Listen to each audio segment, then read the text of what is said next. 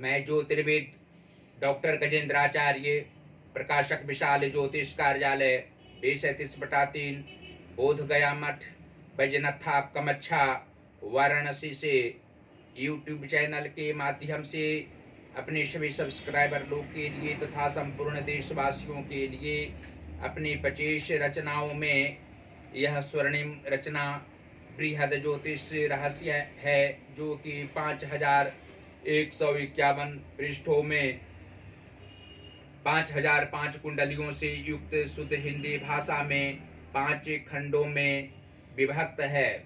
इस ज्योतिष महाग्रंथ बृहद ज्योतिष रहस्य को इतनी कलम अर्थात 525 कलम से मेरे द्वारा रचना हुई है। आज आप लोगों को जन्म कुंडली के पंचम भाव में चंद्र एवं मंगल ग्रह को बैठने का फल स्पष्ट शब्दों में दर्शाने जा रहा हूँ। जन्म कुंडली के पंचम भाव में चंद्र तथा मंगल के मेल से जातक सर्वगुण संपन्न होते हैं। गरीबों की भांति वेशभूषा वाले, लेकिन राजाओं की भांति विचार रखने वाले ये जातक होते हैं। सदैव शुभ स्थिति में ये दोनों ग्रहों के प्रभाव से इनके पुत्र इनसे अत्यधिक विद्वान होते हैं। अपने परिवार के भरण पोषण में इनका जीवन व्यतीत हो जाता है, लेकिन सही रूप में एक मकान बन नहीं पाता है। परंतु चंद्र व मंगल के प्रभाव से जातक के पुत्र अपने पिता के नाम से एक दिव्य गृह निर्माण करता है और एक सुंदर भवन भी निर्माण करेगा, जिसमें स्वतः पत्नी के साथ उस मकान में स्वतंत्र रूप से निवास करेगा। ये जातक अपने माता पिता का अत्यंत प्यारा होते हैं।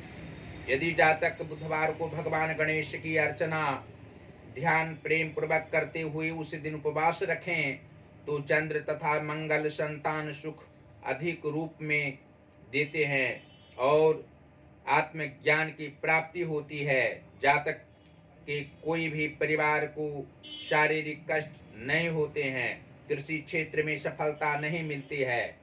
स्वरोजगार में विशेष लाभ होते हैं, लेकिन राज्य की नौकरी भी मिले तो जातक को निश्चित ही इसे कर लेनी चाहिए और अपने पुत्र को परिवार से अलग रहकर नगर व शहर में पढ़ाई लिखाई करानी चाहिए।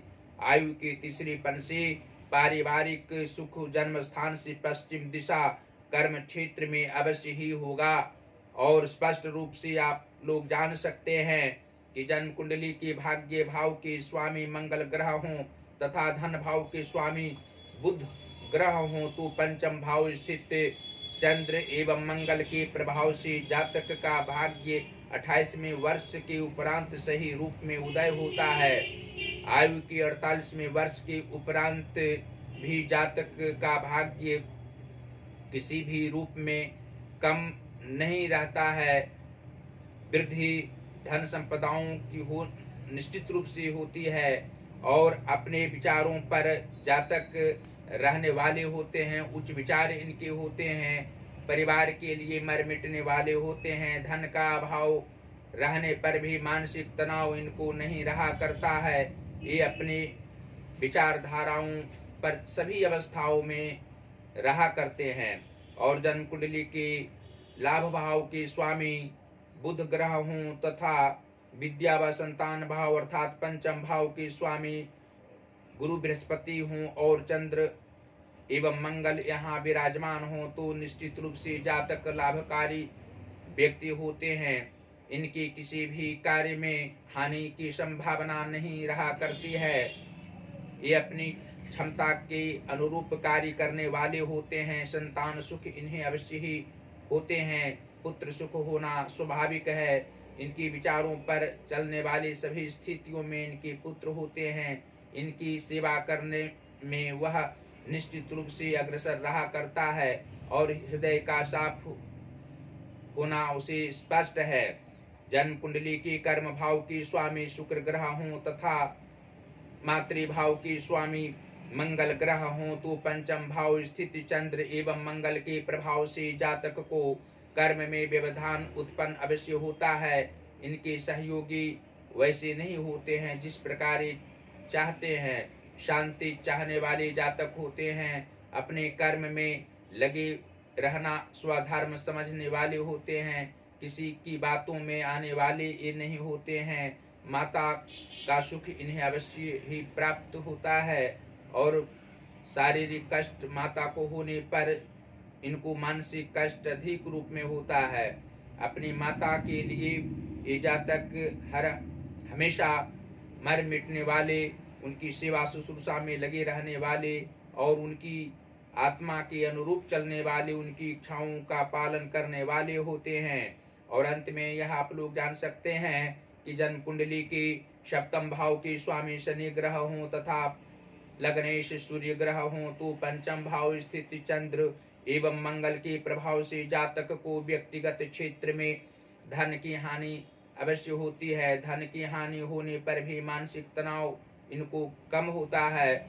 दाम्पत्य जीवन व्यतीत होता है उत्तम रूप में, लेकिन कभी कभी मानसिक तनाव भी होना लाजमी है और आयु कम इनकी नहीं होती है, दीर्घायु होना स्वाभाविक है। जन्म कुंडली की 6वें भाव के स्वामी शनि ग्रह हों तथा 8वें भाव के स्वामी गुरु बृहस्पति हों तो पंचम भाव स्थित सूर्य चंद्र एवं मंगल के प्रभाव से जातक को मित्र सुख प्राप्त नहीं होते हैं। इनके कोई ऐसे मित्र नहीं होते हैं जो इनकी इच्छाओं का पालन कर सके, इनकी इच्छाओं के अनुरूप चलने वाले हों और धन व्यय होने पर इनको मानसिक कष्ट नहीं होता है।